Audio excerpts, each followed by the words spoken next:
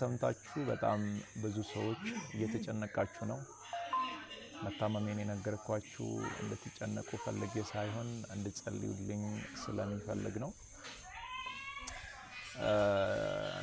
በእርግጥ አዲስ ሚዲያ ኔትወርክ ጋር በነበረን ኢንተርቪው ቆይታ ጋዜጠኛው በድንገት ሲጠይቀኝ መታመሜን ነግራችኋለሁ። አሁንም ቢሆን ሁላችሁም በየእምነታችሁ እንድትጸልዩልኝ እፈልጋለሁ። ህመሙ የጀመረው አሁን አይደለም፣ ተላምደናል። ዛሬ 1 ዓመት ከ5 ወር አካባቢ የሚሆን ይመስለኛል። ያኔ ጎፋ በመሬት ናዳ ምክንያት ወገኖቻችን በሞቱ ጊዜ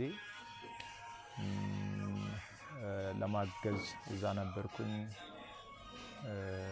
እዛ ታመምኩ። ከዛ በኋላ ህመሙ በዛው ነው የቀጠለው። እስካሁን ባለው የህክምና ክትትል እያደረኩ ነው። ቀጣይ ያለው የህክምና ሁኔታ በቅርቡ ከሀገር ውጭ ሄጄ በቂ ህክምና አደርጋለሁ። ህክምና ብቻ ሳይሆን በዚህ ሰዓት ለኔ የሚያስፈልገው ኢትዮጵያ እናቶች፣ ኢትዮጵያ አባቶች፣ ወጣቶች ሁላችሁም በየእምነታችሁ እንድትጸልዩልኝ እፈልጋለሁ።